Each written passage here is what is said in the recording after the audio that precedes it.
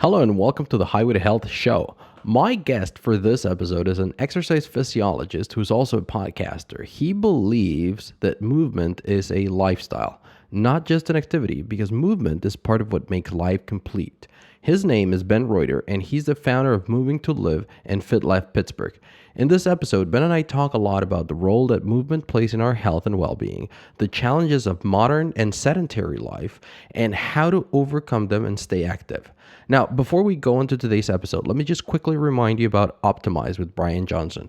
Optimize is an app where you can find a daily piece of actionable advice in video and audio format that will help you live your life better. Seriously, in less than 10 minutes, you can consume an amazing piece of content that will make your day so much better. But that's not all that Optimize is about. There are also hundreds of book summaries called Philosopher's Notes, where Brian studies these books and creates these amazing summaries, complete with worksheets, audio, and video to help you get the most important pieces of information in them and incorporate them into your life. I strongly encourage you to check them out.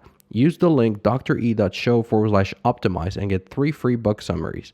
Oh, and remember that there's also a free Facebook group where we have regular Q&As as well as different interviews every week. So if you're a regular listener of the show and you would like to get more than one interview per week, this is your solution. Just head on over to dre.show/group and request access. It is free and all you need is a Facebook account, which you probably already have. But in any case, I don't want to keep you any longer. Here is my conversation with Ben Reuter. Remember, you are on the highway to health and I'm your guide to get you there. Are you ready to live ageless? Want to discover alternative health choices, cutting-edge nutrition, and fitness for the entire family? Welcome to Highway to Health Show with your host, Dr. E, the Stem Cell Guy, where Dr. E helps you live ageless. And now, here's your host, Dr. E.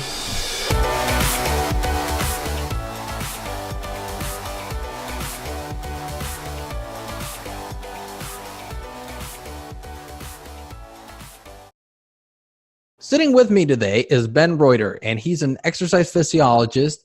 And today we're going to be talking about movement as a lifestyle, something that I've been saying for a little bit, but I really wanted to have an expert about that. So, Ben, welcome to the show. Why don't you say hi to us or to our audience, really, and share a little bit more about this whole thing that you're doing? Dr. E, it's great to be on your show. My ethos, or the ethos of what I try to preach, is movement is a lifestyle, not just an activity. I think I arrived at that kind of in a roundabout way. I've always been a mover, and a lot of my social activities and enjoyment, I just like moving, whether it's running or biking or even just going for a walk. And I guess as I got older, I'm 51 now, I started to realize that a lot of people that I knew who weren't active on a regular basis like I was and am started to slow down, for lack of a better term. And really, when I started looking at it and looking at what my dogs did, I started thinking, we think about having to work out and people say, I'm going to work out 3 times a week or I'm going to work out every day. But then the rest of the time of the day, we don't really make an emphasis to move. And if we think about long-term health, long-term longevity, some things we can't control because of our genetics. But if we can maintain our physical fitness, our strength, our cardiovascular fitness, our flexibility or range of motion, then hopefully we can be much more mobile and do the things that we want to do, not just now, but 25, 30, 40 years down the line, no matter how old we are. Yeah, that's interesting. Now, obviously, by training, you're an exercise physiologist, but why or what made you focus on wanting to create movement as a lifestyle, as kind of like your work? What made you decide that was your calling? I think 3 things kind of all came to a head. I teach at a university and I've taught for over 20 years. And I really started to see and realize that many of the students that I was teaching didn't really enjoy moving themselves, or they used the rationale, well, I'm too busy helping other people move to do that. And I didn't think that was a really good message to send. I also had a situation about 3.5 years ago where over the course of 2.5 years, I had some eye problems and I had 10 retinal surgeries and 16 procedures, where what I took for granted as far as moving, as a physician, sometimes with retinal recovery, you have to hold the position or you have to limit what you can do so that you don't redetach the retina. Mm-hmm. And suddenly what I took for granted as far as moving on a regular basis was something I couldn't do. And I realized how valuable it was for my not only physical health, but also psychological and emotional. And then the final thing is, a little over 4 years ago, when a lot of my movement takes place with my dogs, we hike or run in the woods. One of my dogs was diagnosed with idiopathic epilepsy. And I asked the neurologist, I joked about this before. Yes, my dog had a neurologist. And I asked her, what are her limitations? And her comment was, she can do whatever she wants to do. So unfortunately, I lost her this spring. But I really noticed that she enjoyed walks, she enjoyed hikes, and I made it an emphasis, a point over the 4 years that whenever she was able to, which was most days of the week, we went to the woods. And I know every time I took her to the neurologist for the checkup, the neurologist would say, I don't know what you're doing with her, but keep doing it because her heart rate is slow and it's a really strong beat. So I think all three of those things kind of came together, and it's the realization we need to think about moving on a regular basis. We may do our regular workouts where we go to the gym and do resistance training or doing cardiovascular, but think about what other things that we can do in movement. And when I started one of my podcasts, Moving to Live, one of my first guests was another physician.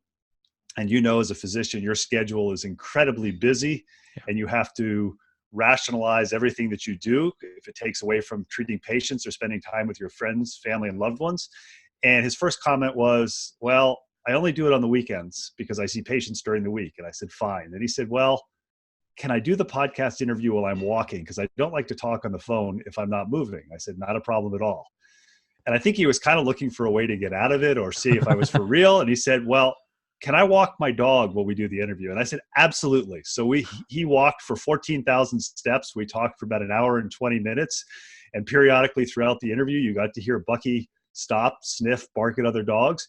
And that kind of partway through my podcast career made me realize, this movement thing, treating it as a lifestyle where you pick opportunities to move, whether it's an organized workout or just doing something involving movement, that's a better message than saying, we need to do cardiovascular fitness 3 to 5 times a week. We need to do resistance training 2 to 3 times a week.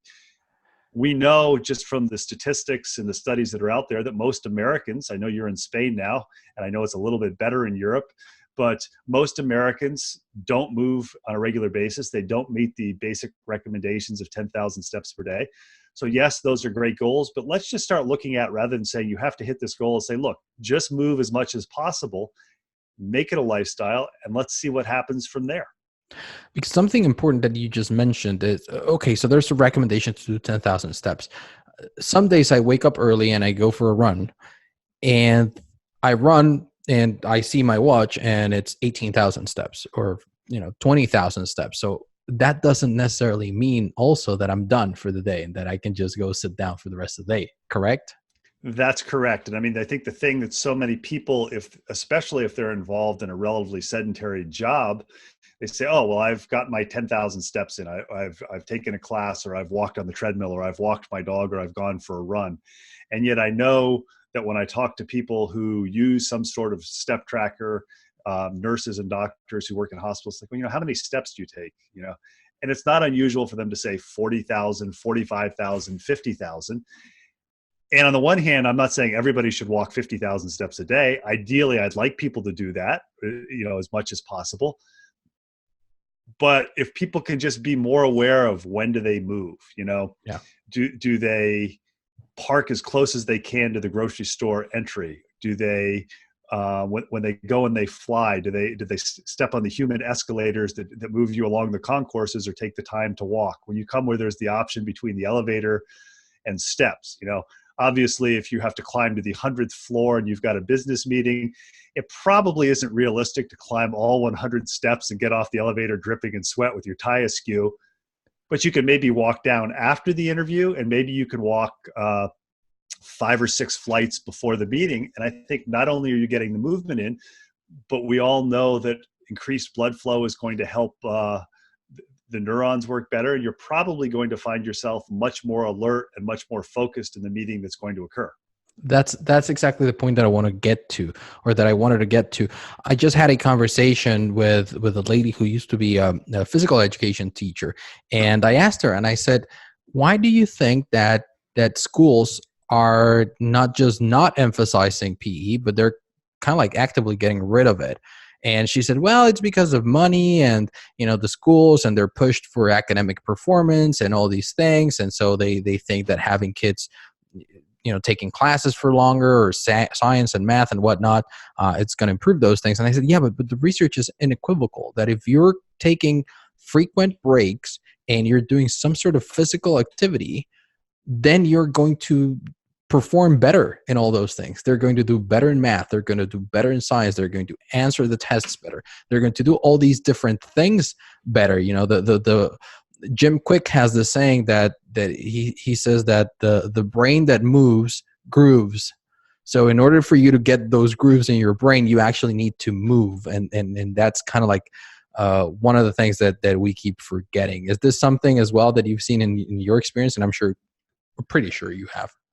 I think those are some great points. I know you and I were chatting before we started recording. You said, give me a minute to do a little bit of movement. I've had a couple of interviews. Right now I'm standing on a wobble board, and I'm doing this interview with you on a wobble board just because I know that you're going to see me moving around on video. It's not because I'm having a seizure, but it's because I'm moving. I find that my best thoughts come when I'm out walking or running or riding my bike. Maybe I'm not doing long division, but like the idea for my podcast, the idea for movement, the idea for, this is somebody I want to interview for what I do. I want to talk about this because I'm moving, and it's kind of like that stimulates my brain to function. I know that my dad often says that if I was in school now, they probably would put me on Ritalin, because I was the kid who, if I was bored, I acted out. And I know if I didn't have as much physical education and as many recess sessions as I had then, I probably would have been even worse. I know that there are some schools that have switched to putting their kids on standing desks. Some schools give their kids like those little fidget things for their hands. Anything that can take away nervous energy or allow people to concentrate is better. So I think anything we can do to encourage movement is a good thing. I know I recently interviewed for one of my podcasts a gentleman who is career Navy, and right now he's in a command post in Florida. And he said, he goes out for a run whenever he has a problem with somebody who's a subordinate to him, or with his XO, the person who's below him. They'll go for a run or a walk, and they'll talk about problems. And he said, we finish up and we've pretty much solved what we thought was a problem that we weren't going to solve, just by running or walking and talking it through. So I think the idea of saying, let's use motion to help us think better, is something that some of us, you and I, have just naturally picked up on, or because of our education. But other people think, well, you have to sit down and concentrate. I don't think that's true. I think many people find if they stand or if they move, they'll be able to concentrate and function even better intellectually. It's funny you mentioned that about, what was that? Maybe 2015 or somewhere around there, I bought a stand-up desk after I went to a Bulletproof conference, and I thought it was super cool. So I went out and I bought it. And at first I wasn't sure. I just wanted the new kind of like shiny thing. And I started working on it, and that was the end of it, right? And then we moved. I stopped working at that place, and I moved to California, where we were living last year. And I got there, and there was a standing desk there, so I started using it. And now that we're here in Spain, we've been here for 3 months, and I'm renting a place in a co-working space, and I have an office. But it's already furnished. It comes with what it comes, and there's no standing desk. So I figured, well, it's not a big deal. It is a big deal. You have no idea how much harder I find it to focus and to stay concentrated. And what I told you right before we started, it's something that I actively do. I learned this in a different program that I'm taking. It's called Optimize, and I've totally adhered to it about the cycles. And if you stay sitting for too long, you start losing some of this focus. So while I do encourage kind of like jam sessions that I call it, 90 minutes of deep work, I also have a timer in my watch that goes off every 1,000 seconds when I'm working on that. So when it goes off, which is about 16 minutes and 45 seconds. So I get up and I'll stretch, or I'll do 2 or 3 burpees. That's it. So just enough to move, but not too much that it'll take me away from the concentration of what I'm doing. The difference is night and day in terms of focus and in terms of what I can achieve. I think you and I must have bought our standing desks at about the same time. I was like you. I was like, ooh, bright, shiny thing. And I thought I bought one that's adjustable up and down. I thought I would do some sitting down and some standing up. I haven't sat down since. It's stayed up all the way. And you also made another interesting point there with your sessions of deep work and stopping and moving every 16 minutes or so. I know in the physical therapy world, there's a very well-known physical therapist, Dr. Shirley Sarman. And in one of her books, she talks about not wanting to hold the position for longer than 20 minutes at a time. And her rationale behind that, backed up by research, is tissues start to change. Yeah. Muscle tissues are plastic, and they'll start to change. So if you're somebody who sits at a desk all day, if they're forced to because they're in a co-working space like you, that 16 and a half minutes where you can get up and work, it probably reduces your risk of developing some low back problems. It definitely is beneficial for your posture long-term. And undoubtedly, as you said, you found, it makes me much more productive in my work. For mental focus, because what happens as well is if your muscle starts stagnating, same thing is happening to the rest of the fluids in your body that have to flow, specifically lymph and blood and all these different fluids that we have. So the same thing is happening in our brain. So they're not getting all the nourishment. Then you just stand up and you raise your heart rate. It's a tiny bit. I mean, you do 2 burpees. It's not going to get you to 150 beats per minute, I hope. And that's it. Then you sit back down and you get back to it. And I think it helps me be more productive for 2 reasons. 1, because of the physical movement, and 2, because now I'm trying to figure out how much I can get done before the timer goes off again. So it brings into play your competitive spirit. Yeah, it just works. So, I'm going to keep doing it. And I know one of the people I mentioned, the physician I interviewed while taking a walk, I know in his office, he has a set of kettlebells in his office. He has a pull-up bar in his office. So if he's got a patient that is running late or something, he can hop over into his office and he can do, just like you, that little micro amount of exercise. I've got kettlebells strewn throughout the house. I've got a pull-up bar as I walk down my steps. And it's just, figuring out what can I do where it doesn't really change my life, but it as far as being the really strange person. But it does.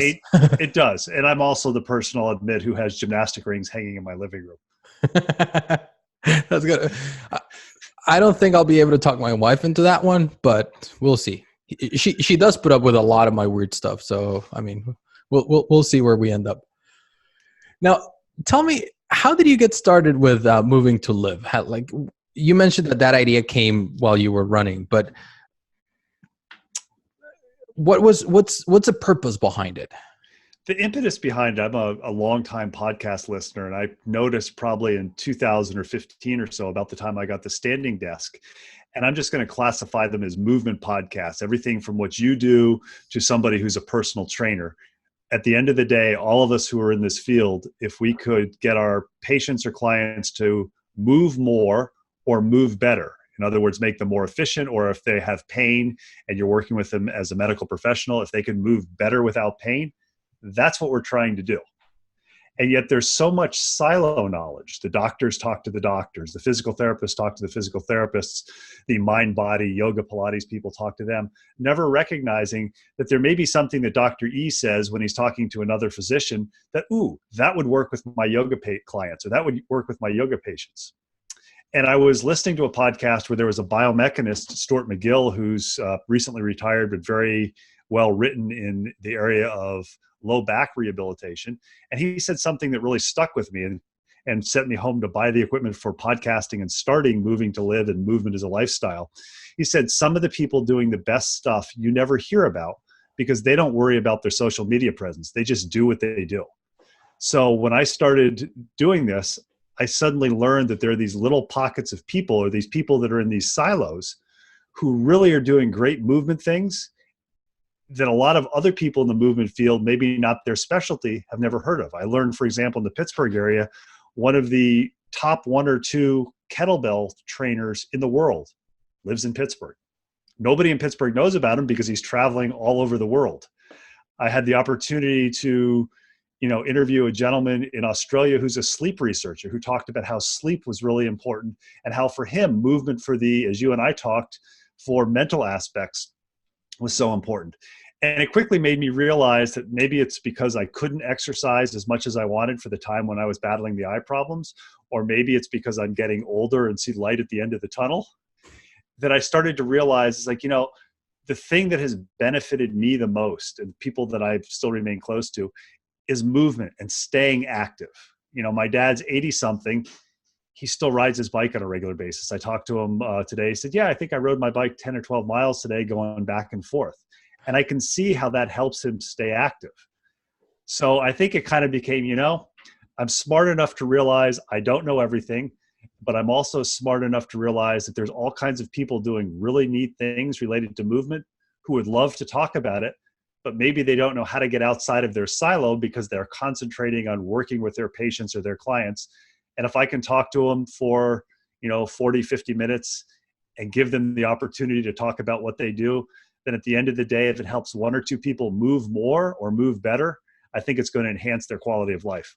Exactly. Or like you said, maybe that'll improve or that'll help another health professional learn something else that they can start using with all of their patients. And now, instead of saying, well, I helped one person, if you can teach someone a skill that then they will use with pretty much all of their patients, that's huge. And most of the things, I'll be honest with you, I trained in age management and then eventually regenerative medicine. So nutrition, lifestyle, which basically is, treat your body well, respect your biology, and move. It is our day-to-day. It's the basis of it all. But a lot of the practical recommendations I've learned elsewhere. I've learned in different fields. Like I said, I started experimenting with the stand-up desk, and it worked out for me. I started doing this micradian rhythms, and I read from Cal Newport, and I don't remember if it was in his first book or in Digital Minimalism, how he describes how most of these people who go deep into deep work mode, they rely on walks. Like Charles Darwin, he would go out for walks, and he had a specific path that he would walk around every single day, and he would never miss it. And not with his iPod, not with anything else. He would just walk around those things, and that's how he would get his inspiration. He would come up with, the theory of evolution, pretty much, simple things, right? So all of those things, when you put them together, it has made me realize that, at least for me, what's most important is, sure, you need to be physically active, but I don't see it as exercise. I see it as, I need to do this so that my brain can perform at its best, because that's when I'm most useful to the world. And that's interesting that you say that. The sleep researcher that I interviewed, he said the same thing in a different terminology. He said his movement is not necessarily for his physical well-being, but is for his mental well-being and for his brain to function. And I think we see this across cultures. I know that in Japan, they talk about nature baths. We're going out in the woods and either sitting or walking without a specific distance or intensity goal. They recommend that for quality of life and mental health. And I think any of us who has taken the time to maybe throw away the watch or throw away the bike computer, and you just go into the woods, whether it's a city park or it's a national park or someplace where there's not as much city noise right there with you, you find you can just sense yourself slow down. You sense your stress levels start to drop. And I think that's something, especially with the way society is today. You're probably like me. There's the digital phone, there's the computer, there's the iPad, there's text messaging. And any time that you can just say, okay, I'm going to put that away and I'm just going to move, not with a goal, but as you said with Charles Darwin, you're just moving for the sake of moving. It helps the thinking. It helps the stress level. And I often say I've never finished a time in the park with my dogs, whether or not they dragged me around or we just sat there and I petted them. I never finished that feeling worse than when I started. No, never. And there's an interesting thing now that you bring out the woods. I was just reading yesterday about grounding as well, and how wearing shoes and plastic soles and we're constantly insulated, right? So going out to the woods and going out in nature helps us ground ourselves. And there's some research that I wasn't aware of that shows that our blood flows better, that, we're carrying all this static energy that didn't used to be a problem, but now it's a big problem because we have it everywhere, right?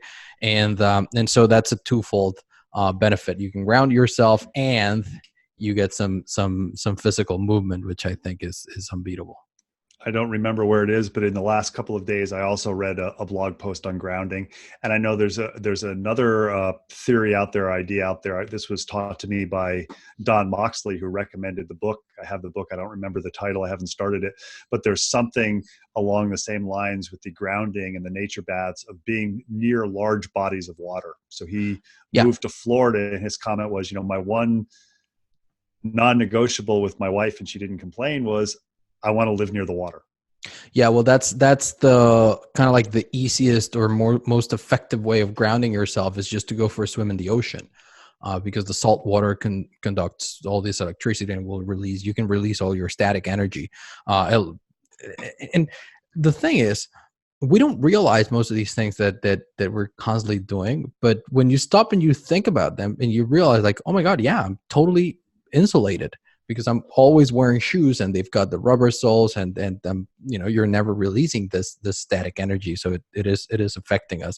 But going back to movement, now you've got two podcasts. Are they both kind of like similar, because you've kind of like spoken about both of them, or is one of them something different? One of them is Fit Lab Pittsburgh, which is about movement and movement opportunities in the Pittsburgh area. I started that with the idea that I would learn how to use the equipment and become comfortable with interviewing people, and then go to the podcast Moving to Live, which interviews professionals. But I soon realized that it really is 6 degrees of separation. I would interview somebody in Pittsburgh who say, hey, I know somebody you need to interview for this other podcast. And it would kind of flip-flop back and forth. So I've got one series of interviews that I can trace 11 or 12 people back. And at the end of the day, the advantage of doing the one in Pittsburgh is I can really expose people in Pittsburgh to movement opportunities. I've taken it a little bit farther with that. My girlfriend does this with me 3 times a week on YouTube. We do little 1-minute movement tip and lifestyle hacks. We do a Fit Lab Pittsburgh features every week, which is a written, this is where we'll determine your listener's sense of humor. It's basically a 6 or 7 question form that somebody fills out, and you can either be a 2-legged mover or a 4-legged. So we've featured not only people, but a cat that takes walks on a leash. And my personal favorite is the goat that takes walks and whose favorite movement activity was going down the slide. So the whole idea is to raise awareness of movement in the Pittsburgh area.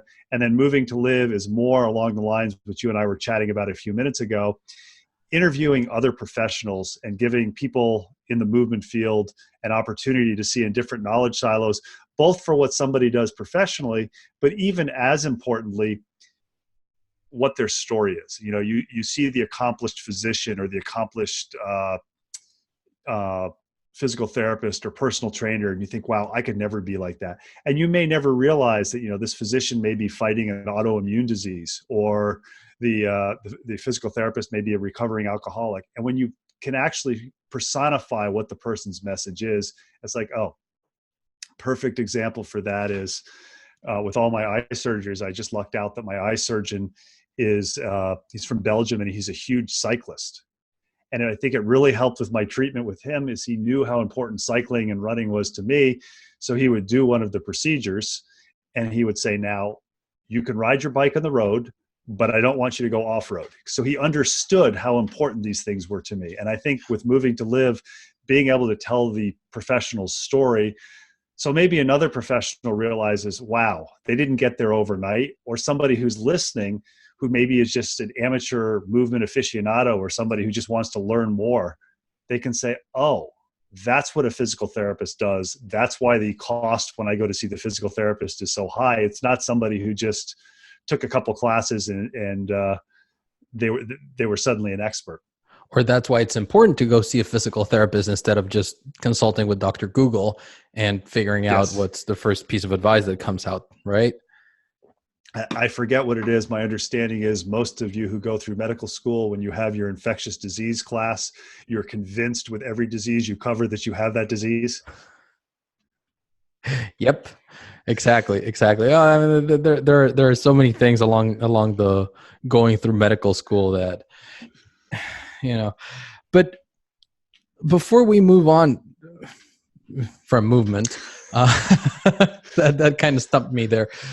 One of the things that has recently caught my attention, and I think it was part of the information that you sent our way ahead of time for this interview, and it is that notion that people move a lot for a brief period of time and then they're sedentary for the rest of the day. What is that better than not exercising at all, or is that pretty much the same in terms of just that movement, that need for movement? Provided they're cleared by a physician, I think any movement is better than no movement.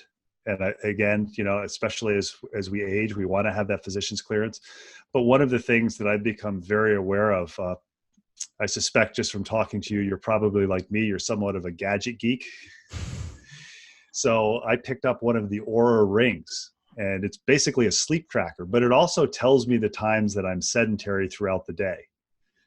So I think it's more important. I would rather see, if I'm working with clients, I would rather see somebody who, maybe takes 15 or 20,000 steps a day and doesn't quote unquote officially work out, rather than somebody who says, I went to the row class this morning and we rode for 35 minutes or 40 minutes and my heart rate averaged 85% of my max. Yeah. I'd rather see somebody do smaller amounts of movement. That's the person that it's easier to say, hey, when you're just moving around, what can you do to maybe add a little bit of resistance training in? And they're gonna be the ones who are more likely to figure out ways to do that, whether it's picking up their dog, if they're in their backyard, maybe picking up a sack of mulch or something like that with correct lifting techniques, as opposed to the person who says, well, I already worked out. What do I need to do this? The old comment or the joke commonly with runners is, if you've worked with any runners, you would like them to do some resistance training, because running has a tendency, especially endurance running, of being a catabolic or tissue breakdown activity. You'd like to see them lift. And how many runners have you worked with or known and said, oh, I don't need to lift. I get enough work when I run with my legs. It's like, well, that's not exactly true. Exactly. Well, it's funny that you mentioned it, because I was just talking about my Oura ring in the previous interview as well. And basically, so the thing, and that's very interesting what you just brought up, because I used to use it I use it up until now to mostly track my sleep. About how efficient am I being during sleep, and putting in my hours and all those things, and my heart rate variability. But I think that obviously starting looking at the amount of inactive time, I think it calls it, or the apps refers to it as inactive. So how many hours have you been inactive throughout the day? And I think that's also a very valuable piece of information that I'll start looking at. And it's interesting, the days that you maybe don't officially quote unquote work out. If I live on a little over 4 acres, so sometimes there's a significant amount of yard work to do. And there may be some days it's like, look, I've got to mow the lawn and do this and do that, and I'm running around all day. And, at the end of the day, it may, my watch may have tracked that I did 18,000 or 19,000 steps without an official quote unquote workout. But more importantly, when I look the next day, when I sync my Oura ring and I see my inactive time was, maybe 10 minutes throughout the day. It's like, oh, well, that explains why I was a little more fatigued than if I went for a quick 35, 40-minute run and spent the rest of the day in meetings or on conference calls. Yeah, exactly. And I think that's a much healthier way to do it, because that's simply the way that we were not kind of, but that we were evolved into being, just have constant energy. It was our means of transportation. It was our means of getting our food. It was our means of pretty much doing everything. And then suddenly, because of all these conveniences, we find ourselves that we're no longer moving. We're sitting down. And a lot of the times, like we were saying, people are lying down with your sleep. You wake up, you get ready, you get in your car for an hour to go to work, sitting down, you get to work and you sit down for 5 or 6 hours, and then you sit down in your car to go back home, and then you sit and watch TV. So it's crazy how little movement we're doing. I would agree. I think it's interesting with the few comments you've made in the last couple of minutes. As I interview more and more people for both FitLab Pittsburgh and Moving to Live, it seems to be for most people, when they hit about 34, 35 years of age, and you start to talk to them about movement, whatever their activity of choice is, whether runners, bikers, rowers, yoga people, they go from being that competitive runner or biker or rower to saying, what's important to me is just being able to do this. Yeah. Just being able to go out and run for 30 minutes, 5 days a week. I don't care if I'm never going to be as fast as I was before, just that rhythmic. And I think for each of us, we have one or two movements or activities that's where our best thought comes. I have a good friend of mine who retired to Salida, Colorado, which is in the San Juan Mountains. And I know from talking to him, he says, my best thinking comes when I'm on the bike climbing up a mountain pass.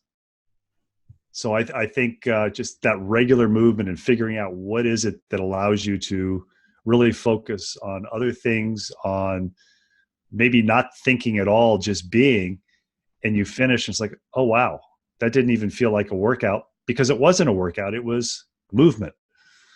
Yeah, exactly. I think that's one of the most important distinctions that you make. And it is movement, not as a workout, because people tend to think of it as, okay, I have to move just because my doctor said so, just, for heart health or for this or for that. And I was just sharing in one of the interviews that I recorded today, how I hate going to the gym. I'm not one of those people that says like, oh my God, I just love working out. Like my wife loves working out. She really does. I hate going to the gym. Like I'm the guy who gets there and just wants to be done. Like, okay, there you go. 25 next, 25 next and whatnot. Because I don't, obviously once you're done, you enjoy it and you're like, oh my God, it was good that I did that. But I'm not the kind of person that really likes it. However, moving or going out for a run, that I dig, that I really like, because just like you were saying, it is not so much about being my personal record. It always feels nice when you improve your times, right? But it's not about that. It's about just going out there and enjoying yourself and enjoying the views. And here in Spain, we get to go out and we're like right on the port. So I walk, I can run right on the beach as the sun's rising. So it's a really great thing to do, and it just clears your mind. And like you said, you start realizing all these different thoughts and you start performing so much better. Now, I think we've made it very, very clear that for brain function, it is an ideal thing to do for many, many other things like focus and all those things. But what about, and this is obvious, but what about the most common reason for why people move, which is for physical exercise, for activity? What are your thoughts on that? I think, obviously, as you said, we've pretty much beaten it to death, the mental aspect. If you talk to people as they get older, they start to realize their mortality. Just talking to a friend of mine in his late 60s, and he said, when I go out for a run or a bike ride now, I really appreciate it more than I did 10 years ago, because I can still do it. I don't see myself slowing down that much, but I also recognize intellectually that there is an end point. And I think for people who maybe don't have that love of moving like I do and like you clearly do, the selling point as far as why it's important is for a couple of reasons.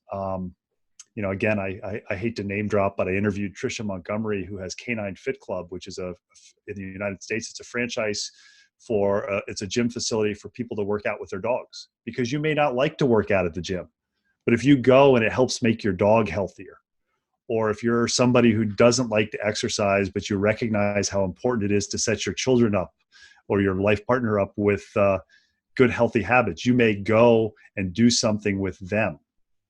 What I do on the side, I do some personal training, and I have some people who are like you and me who just love to move, and other people is like, yeah, I need to do it. That's why I come and see you, because I wouldn't do it otherwise. The selling point for moving is so that you can have the physical fitness to do what you want to do when you want to do. So if one of your friends comes and says, hey, let's hike this mountain that's 3 hours away in Spain, you have the physical capacity where you can do that. Now, not everybody wants to hike a mountain, but I have one lady that I work with who has rheumatoid arthritis. She's in her early 60s. She was diagnosed when she was in her 20s and has absolutely the best attitude of anybody with a chronic disease I've ever met. And she walks on occasion, but a couple of years ago, I got a text message from her. She was in New Zealand with her husband, and with hiking poles, she walked 10K. She did a hike. Wow. Overlooking the mountains. Now, she worked up to it, and she said, I was sore afterwards. But she said, if I hadn't worked with you, I never would have been able to do this. It's like, no, it wasn't because you worked with me. You took ownership and said, okay, I need to do something so I can do this. So the selling point for people who maybe don't have that love for you and me is, look, what do you like to do? Do you like to get down on the floor with your grandkids? This is why you do these sorts of movement activities or organized workouts. Do you like to be able to go out and throw the ball with your son or daughter? This is what you do, so you have to do it. So it's kind of, I'm like you, I hate going to the gym. So what I've done is I've put a set of gymnastic rings in my living room. I've got kettlebells in my backyard. I've got a little bit overboard, but I'm in the profession, so I can justify it. So my rationalization is I don't have to get in the car and go to the gym. Yeah. My hardest thing is to do the resistance training because I don't enjoy it, but I recognize doing it allows me to do the other things. So I think the trick for people who maybe don't enjoy the movement like you and me is to find out what makes them tick. What do they like to do, or what do they want to be able to do? I think if I can tell a very brief story, when I taught at a school in Florida, I would tell the story to a freshman level health class that I taught. I would say, my parents knew somebody when they were first married. This was in the late 1950s, and she was in her 80s and she fell down and she broke her hip. So what they did at that point in time, when somebody broke their hip and they were in their 80s, they said, well, you're going to be dead in a few years, so we're just going to put you in bed. So this lady was bedridden until she was well over 100 years old with no sign of dementia. What a horrible way to live, because you couldn't go out and do things. On the other hand, I'm reminded when I was living in Florida, there was a gentleman in his 80s who got into doing Ironman triathlons, I think when he was in his 50s or his 60s. And one Memorial Day or Labor Day, he got up, went for a bike ride on one of the rails to trails, and in the middle of the bike ride, fell off his bike and was dead when he hit the ground of a massive stroke. And I would tell these two examples to my freshman college students, and then when I would finish telling about the gentleman who died of a stroke, I'd say, isn't that phenomenal? And they'd look at me like I was this macabre person. But think about it. This person was able to do what he wanted to do. And it was very rough, I'm sure, on his friends and family that all of a sudden he wasn't there, but he was able to do what he wanted to do when he wanted to do because he maintained that level of physical capacity so he could do it. And I think if any of us think about it, that's what we want to do. If you talk to older people, one of their biggest fears is losing the ability to move and be mobile. Well, exactly, because if you think about it, disability is exactly that. You don't have the ability. And what is that ability? To do things. To move, to go to different places, to have that autonomy.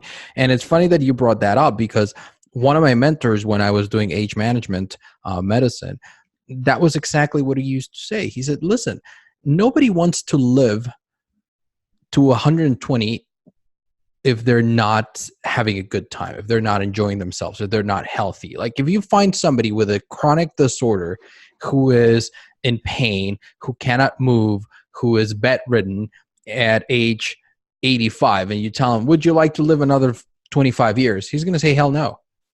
Of course I don't. But on the other hand, most of them would have loved to have an accident and die on the ski slopes, he used to say. I would prefer to die on the ski slopes at 80 than to live to 120 with chronic disease and pain. And I think that's, when you look at it that way, I think that's what most of us would choose. And I think we've in the West have done a bad job. We've done. I know a lot in medicine. We treat the disease rather than doing what you're doing with age medicine and some osteopathic and physical medicine physicians saying, "Look, let's identify problems before they occur and treat the behaviors." And I think we've also done a disservice. I know I've got a number of friends who are European, and when they come to the US, they say, I can't believe how difficult it is to walk around some of our cities. And the other thing that they comment on, and this would be an entirely different podcast interview with another expert, they can't believe how much food we eat here in America, the size of the servings. So I know I've got a friend who's stationed over in Italy, and he'll post pictures of his watch, and it's not unusual when he goes to a food festival or goes on tourism that he'll take 25,000 steps a day not working out, just walking around and seeing the sights. I think probably the only time that most people on vacation would get that here in the US is if they go to Disney. Yeah, yeah. And it is so funny you say that, because my wife's Spanish, and when we were living in Mexico, in Cancun, when we first got together, she used to say that same thing. Like, it's so difficult to walk around here, because Mexico is very much more like the U.S. than Europe, obviously. So it's that thing about, you have to drive to go everywhere, and she used to miss that. And I would tell her, like, what's your problem? Just get in the car. Let's just go here. Let's just go there, right? And then we moved. Last year we were living in California, and that's when she realized that, like, you cannot walk literally anywhere. I mean, the only place that she could walk to was a Whole Foods that we had like half a block down there, and still she didn't really like doing that, because just waiting at the stoplight, it was like forever. And yes, now here we're in Spain, we don't even have a car. We've been here for 3 months, we don't even have a car. We walk everywhere, and it is not rare for me to walk 15,000 steps, and we're not doing anything in particular. We're just walking around, with the baby, and just and the stroller, and just sightseeing, and just doing a couple of things, going shopping, doing all those things. So yes, I think I think that there's a lot of things in our behavior that are affecting us in stateside, and even in Mexico and a lot of Latin America. It happens a lot, and it has a lot to do with movements and behaviors and things that we're doing to ourselves. Yeah, I mean, I tell a lot of my clients, what you're doing now, if you don't enjoy doing it, is you're kind of putting physical capacity. I use different terminology. You're putting physical capacity in the bank, because you never know when, you may be diagnosed with cancer, or you may be in a car accident. And the more physically fit you are, the better you're going to be able to fight off whatever that stress is. I read something recently, and you can probably speak better to this as a physician, but what many people die of is what's termed frailty. They constantly get weaker, weaker, weaker. Everything in life becomes more and more of a stress. And eventually there's some stressor that may be something that's, you or I would think, well, that's not really that serious, but it's a cumulative effect. So the stronger we can be physically, the better off we're able to withstand the stresses of life, without making that sound like a platitude. Yeah, there's no question about it. The more muscle you have, the longer you're going to live. It's just the way it is. And same is true for the opposite. The frailer, yeah, you say that right. The more frail you are, the more likely you are to suffer from a seemingly simple thing. And that's why we are seeing all these many fractured hips and just broken bones from pretty much nothing, because we're getting to that point. Now, this has been so far a great interview, and I've really enjoyed talking to you.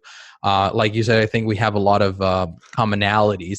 Now, I probably already shared the things that you're going to share with our listeners before. I don't know why I have that feeling, but I always ask our guests to share their top 2 or 3 actionable pieces of advice that they would give our listeners in order for them to improve their life based on, obviously, their field of expertise. So what would be your top 2 or 3 recommendations for those of us listening to us? I'll give you 3. My first one is kind of the simple one where people go, well, that didn't really help me. Move more. But I think the serious first piece of advice would be, find out 1 or 2 movement activities that you really enjoy. Whether it's, as you said, with your wife, going to the gym and taking specific classes. Some people are class people. They love the sense of community in the class. The teacher saying, hey, Dr. E, where were you last week? We missed you. Some people, that drives them up the wall. So find out what you really enjoy doing, and make sure that that's a priority that's scheduled into your life, 3 or 4 times a week.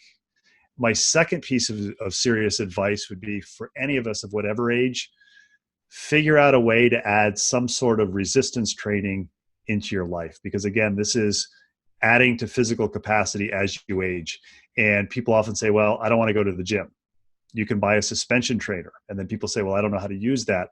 One of the best gifts you can give somebody who wants to learn more is, not everybody can afford a personal trainer on a regular basis.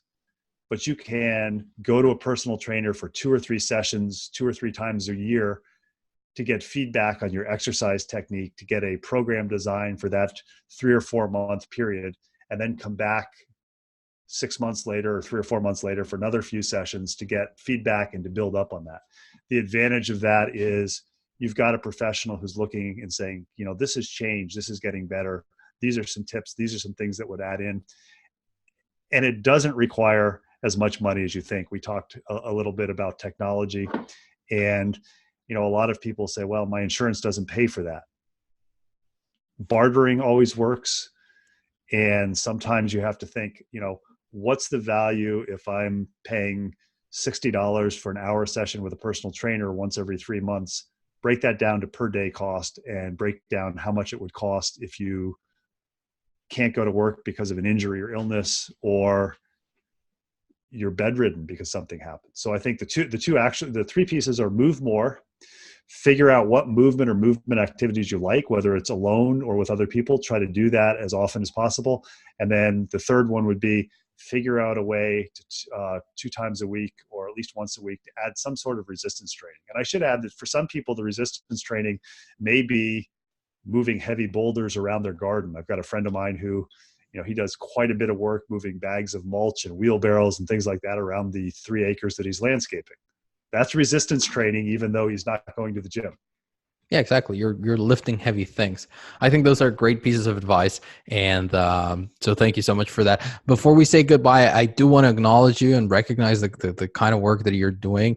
I mean, I think that we think very, very alike. I think that our missions align very well. But really, I want to recognize you for spending the time in creating this movement that you're creating and helping educate other people. Because in reality, I was talking about this in another podcast, somebody else's podcast a couple of weeks ago, and really, I think that it is our responsibility as health professionals, and not just doctors, but pretty much anyone who deals with health. It is our responsibility to first be educators. Most people aren't doing a lot of these things because they're not educated on it, not because they're lazy, not because they're this, but simply because they don't have the reasoning behind it. They don't have the education behind it. So the fact that you're taking the time to educate people and to help them get this knowledge is something that I really want to acknowledge you for. So thank you so much for doing that. Well, I appreciate that. I think, again, to name drop, I was one of the first people I interviewed for Moving to Live as a physical educator named Rick Howard. And his comment was, I never want to be the person that another professional comes to or a person comes to and asks for my advice or recommendation, and I don't respond. So I think, as you said, if you're in the movement field, you're in the education field. And before you can do cool stuff, sometimes it's the education that you may not think is cool, but at the end of the day, if you get one more person moving more or moving better, that's a pretty cool thing to have done. Absolutely. Couldn't agree with you more. Where can people find out more about you? 2 places.